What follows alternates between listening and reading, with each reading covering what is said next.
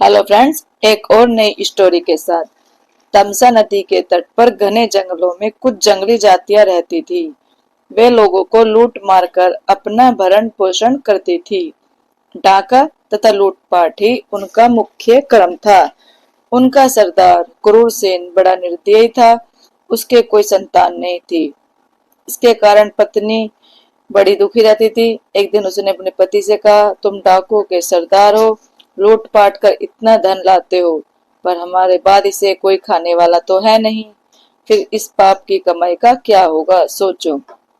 क्रूर सेन ने कहा, इसका दुख क्यों मनाती है? अभी तक राहगीरों को ठगता लूटता हूँ, उनका धन छीन लेता हूँ। किसी दिन कोई बालक लूट कर लाऊंगा और उससे तेरी गोद भर दूंगा।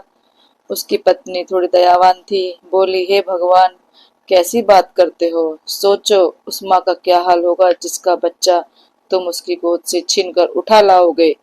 क्रूर सेन ने कहा, थोड़ा रो धो लेगी, फिर संतोष कर लेगी। जब उसे दूसरा बच्चा हो जाएगा तो पहले वाले को भूल जाएगी। तुझे अपना बच्चा कभी नहीं होगा, इसलिए तेरी खुशी के लिए मुझे ऐसा करना ही पड़ेगा। एक दिन सचमुच क्रूर सेन किसी ब्राह्मण के बच्चे को उठा लाया। उसकी पत्नी ने उसे माँ जैसा प्यार देकर पाला। उसका नाम रखा रत्नाकर। बच्चा धीरे धीरे बड़ा होने लगा। जिस तरह निर्दय डाकुओं के बीच वह पल रहा था, वैसे ही संस्कार उसमें आने लगे। बड़ा होकर उसने भी अपनी जीविका इसी प्रकार लूट मार से शुरू कर दी। क्रूरसेन अब बूढ़ा हो चुका था। उसके इस बेटे ने उसी के काम को अपना लिया। माँ को थोड़ा बुरा लगता था कि यह न जाने किस भले घर का लड़का है। हम लोगों की संगति संस्कार से लुटेरा बन गया है, पर कह कुछ नहीं पाती थी। लड़का अब जवान हो गया तो उसकी शादी कर दी गई। उसके घर में भी एक बच्चा हो गया। उसे घने जंगलों से जो भी यात्री आते जाते, वह उसका धन सामान लूट लेता। एक दिन उस रास्ते से 5-6 ऋषि किसी यज्ञ में भाग लेने जा रहे थे। साथ में नारद जी भी अपनी वीणा बजाते ईश्वर का भजन करते चले जा रहे थे। वे सभी साधु महात्मा थे। उनको किसी का क्या डर। ना उनके पास कोई धन था, ना किसी से बैर, इसलिए निर्भय थे। रत्नाकर ने एक साथ इतने साधुओं को आता देखा तो सोचने लगा, आहा, आज तो खूब धन मिलेगा। ये साधु यजमानों से खूब धन पाए होंगे।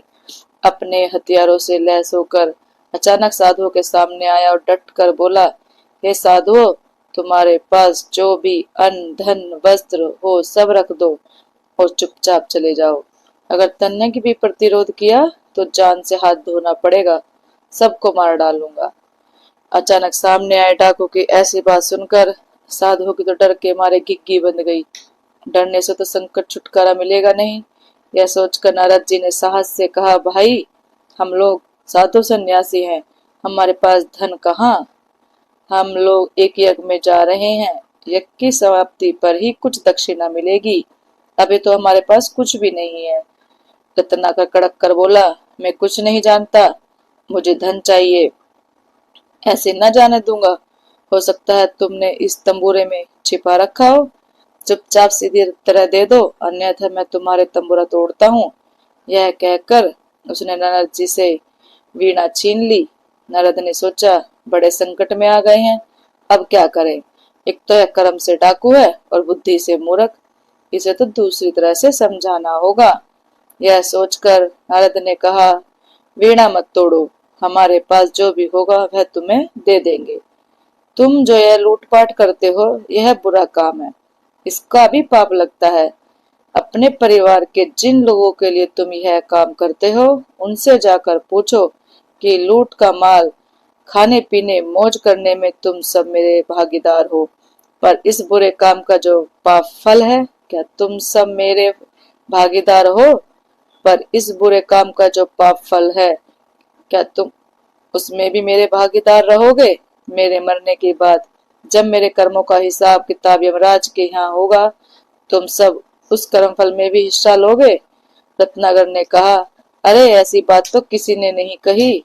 विद्वान साधु हो इसलिए ऐसी बात कर रहे हो, पर चतुर भी हो। मैं ये सब पूछने जाऊं और तुम सब यहाँ से मौका पाकर भाग जाओ।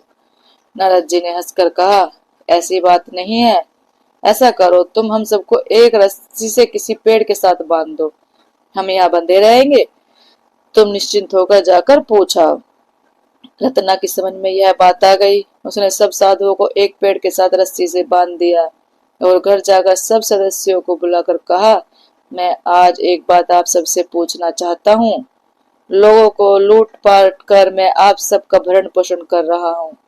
एक तरह से देखा जाए तो निरीह लोगों का लूटना मारना बुरा काम है। बुरे कामों का फल भी बुरा होता है। लूट पाट से आए धन अन्न में जैसे आप सब भागीदार हो, क्या ऐसे ही भागीदार मेरे पाप का फल भोगने में भी हो गए? आज बेटे के मुंह से दान पुण्य और उसके फल की बात सुनकर माँ चौंकी।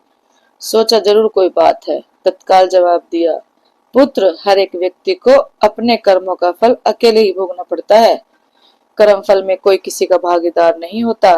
तुम्हारा काम परिवार का पालन पोषण करना है। वह तुम किस तरह करते हो यह तुम्हें सोचना चाहिए। हमारा भरण पोषण करना तुम्हारा धर्म है। हम खा पी रहे हैं, बुरे काम से यह सब लाते हो तो इस पाप का कर्म का फल भी तुम्हें ही अकेले भोगना पड़ेगा। माँ के साथ पत्नी और बेटे ने भी ऐसा ही जवाब दिया। सुनकर रत्नाकर की आंखें खुल गईं। वह भागकर साधु के पास गया और माँ, पत्नी तथा बेटे का उत्तर बताया। नारद जी ने कहा, देखा, पाप कर्म के फल में कोई साथी नहीं होता, इसलिए अपना जीवन नष्ट मत करो। यह सब छोड़कर अच्छे काम करो। रत्नाकर को बड़ी ग्लानि हुई। उसने साधुओं को छोड़ दिया और नारद के चरण पकड़कर कहा, देव ऋषि, आपने मेरी आंखें खोल दी। मैं अब जीवन की राह बदल दूंगा। मुझे परिवार से कुछ लेना देना नहीं। अब मुझे अपने साथ ले चलो और रास्ता दिखाओ। आपकी संगति में मैं इस कर्म से छुटकारा पा जाऊंगा। रत्नाकर नारद के पास रहा। नारद ने उसे शिक्षा तथा ज्ञान दिया और तपस्या की विधि बताई। रत्नाकर सब भूलकर ऐसे तप करने बैठा कि अपना तन मन सब भूल गया। जहां वह समाधि लगाकर बैठा, उसके चारों ओर मिट्टी का बल्मिक बन गया। उसी के बीच में तपस्या में समाधि लगाए रहा। एक दिन नारद के साथ सरस्वती देवी आई। वर्षा से मिट्टी का बल्मिक घुल गया। रत्नाकर की समाधि भंग कर नारद ने कहा, रत्नाकर उठो, तुम्हारी साधना तपस्या सफल हुई। वीणा वादनी सरस्वती तुम्हें महाकाव्य लिखने की प्रतिभा प्रदान करने आई है। अब तुम्हारा वाल्मीकि से प्रकट होने के कारण वाल्मीकि होगा। समझो तुम्हारा पुनर्जन्म हो गया। वाल्मीकि ने नारद और सरस्वती को प्रणाम किया। इन्होंने ही आगे चलकर भगवान राम के जीवन पर रामायण लिखी, जो वाल्मीकि रामायण नाम से प्रसिद्ध है। दोस्तों, अगर आपको मेरी ये कहानी अच्छी लगी हो तो लाइक, कमेंट और शेयर करें और चैनल को सब्सक्राइब करें। Thank you.